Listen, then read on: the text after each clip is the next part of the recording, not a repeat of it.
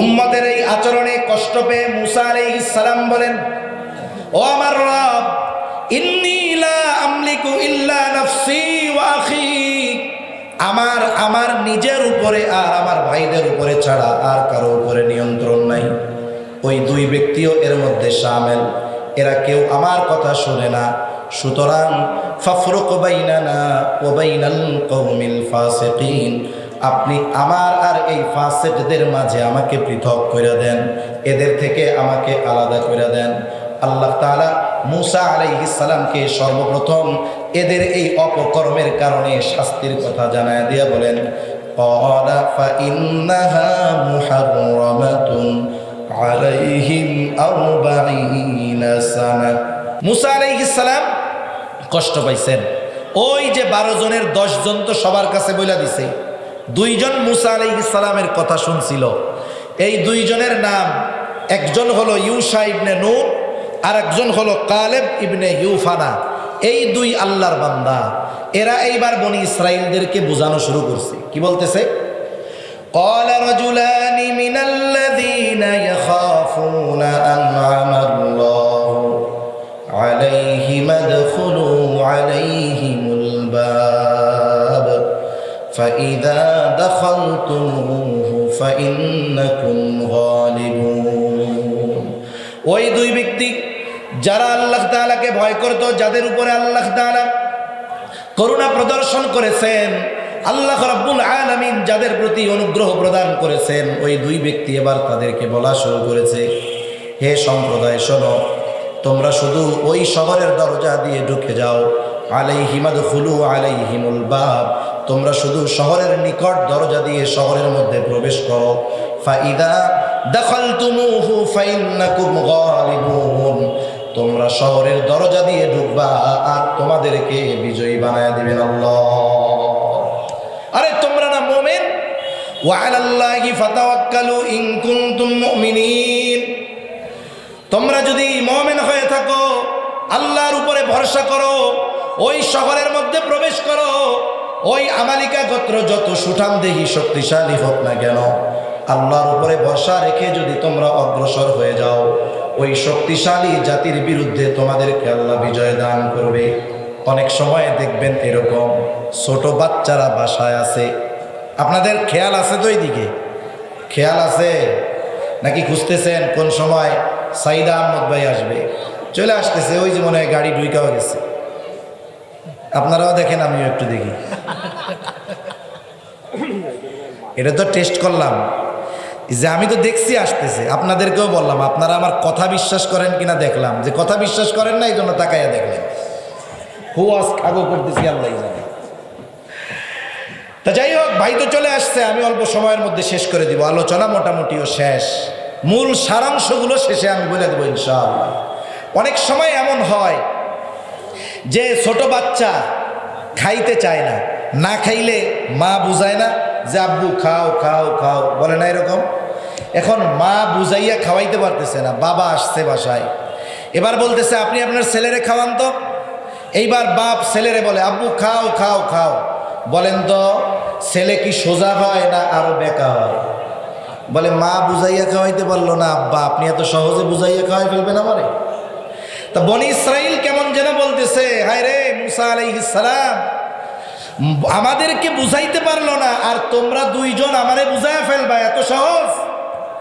তারা জবাব আরো কঠোর আকারে দিল। এই 2 জনের কথার জবাবে বনি ইসরাইলেরা কি বলে আল্লাহ তাআলা তাও জানায় দেন। আল্লাহ তাআলা বলেন, ক্বালু ইয়া মূসা ইন্না লান নাদখুলাহা আবাদাম মা দামু ফিহা ফাযহাব আনতা ওয়া রাব্বুকা ফাকাতিলা ইন্না হাহুনা কাঈদুন। আল্লাহ রাব্বুল আলামিন বলেন, ওই 2 ব্যক্তি যখন বলল তোমরা শহরের নিকট দরজা দিয়ে ঢুকে যাও, ওয়া আলাল্লাহি ফাতাওয়াক্কালু ইন কুনতুম মুমিনিন, তোমরা যদি মুমিন হও তাহলে আল্লাহর উপরে ভরসা করো, এরপরে তোমরা জয়ী হয়ে যাইবা। এইবার তারা জবাব আরো কঠিন জবাব দিয়ে দিল, বলে হে মূসা আমরা কখনোই ওইখানে প্রবেশ করব না যতক্ষণ ওই জায়গায় ওই জাতি অবস্থানরত আছে তখনই আমরা ওই জায়গায় প্রবেশ করব যখন তারা ওইখান থেকে বের হবে। আল্লাহ রব্বুল আলামিন জানায় দেন এইবার তারা যেই আচরণটা করেছে, মূসা আলাইহিস সালামের কথা তো মানেই নাই, বরং পাল্টা কথা বলতেছে, ফাযহাব আনতা ওয়া রাব্বুকা ফাকাতিলা ইন্না হাহুনা কাঈদুন, যে আপনি আর আপনার রব গিয়ে যুদ্ধ করেন, আমরা এখানে বসলাম, আমরা আর যুদ্ধ করতে পারবো না। এখানে এখন আসেন মূল পয়েন্ট, যেটা আমি যে আলোচনার দিকে গেলাম, যে বনি ইসরাইল অবাধ্য হওয়ার কারণ কি? এক নাম্বার কারণ, তাদেরকে অগণিত নেয়ামত দিয়েছেন কে? আসতে বলেন কেন, জোরে বলেন, নাকি সব শক্তি ভাইয়ের জন্য জমায় রাখতেছেন? চিন্তা করতেছেন হুজুর তো মোটা সোটা, হুজুর কয়া যায়, আর হজরত তো একটু চিকুন চাকুন, ওনারে তো আমাদের সাপোর্ট দিতে হবে নাকি? এই জন্য কি চুপচাপ আছেন নাকি? এখন বনি ইসরাইলদেরকে অগণিত নেয়ামত দিয়েছেন কে? বলেন তো, ওরা নেয়ামত পেয়ে নেয়ামতের শকর গুজার বান্দা হয়েছে না নাশকরি করেছে? তাহলে বনি ইসরাইল অভিশপ্ত হওয়ার অন্যতম প্রধান কারণ, ওরা ছিল নাশকর গুজার।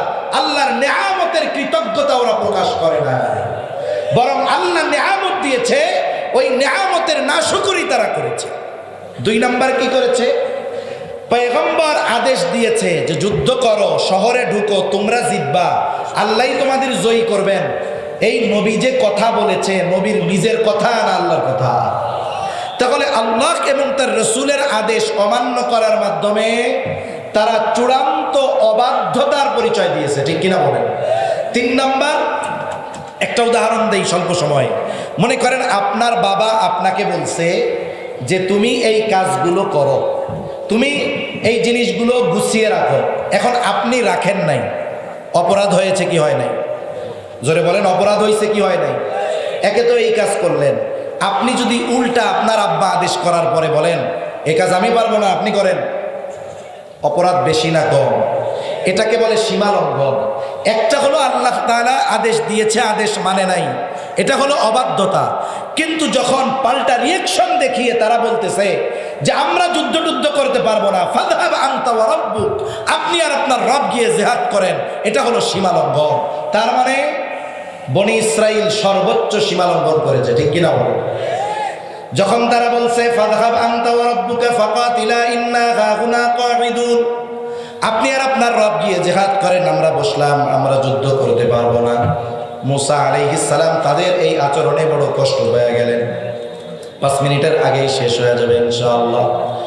মূসা আলাইহিস সালাম কষ্ট পাইলেন, কষ্ট পাই আল্লাহ তাআলার কাছে দোয়া করতেছে।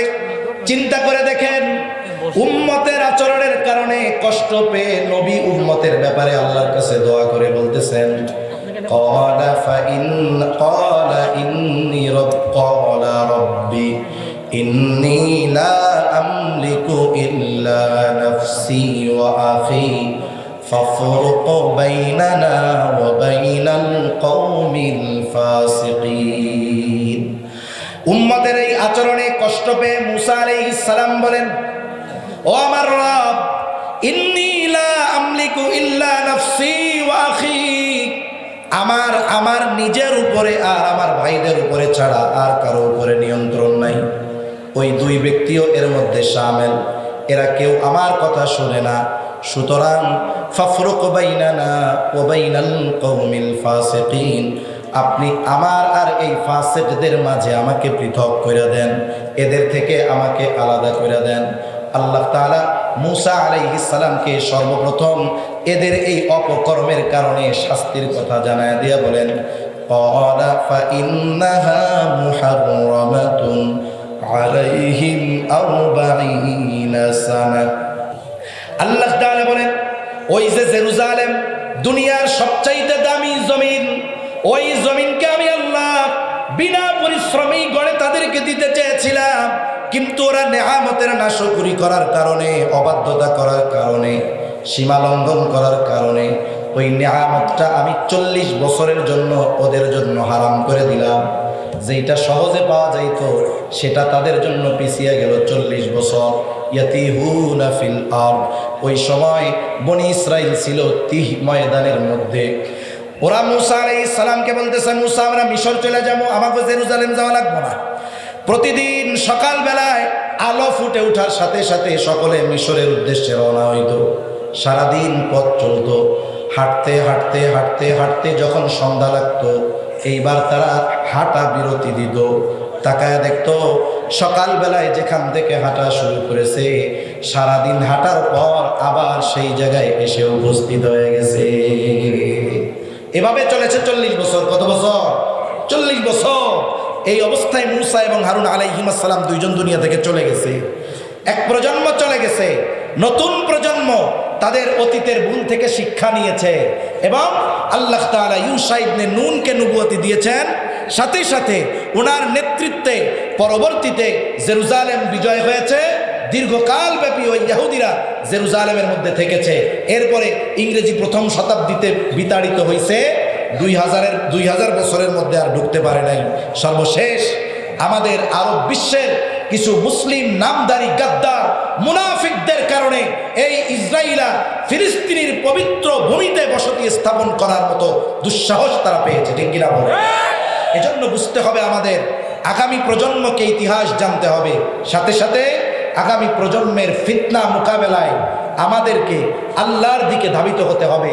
যে কথাগুলো আমি মূলত বলতে চেয়েছি, এখানে যেই বিষয়টা, 3টা বিষয় আমরা খেয়াল রাখবো। 1 নম্বর, বনি ইসরাইল ছিল অকৃতজ্ঞ, আমরা হব কৃতজ্ঞ বান্দা। ঠিক আছে তো ইনশাআল্লাহ? সর্ব অবস্থায় নেয়ামতের শুকরিয়া আদায় করব।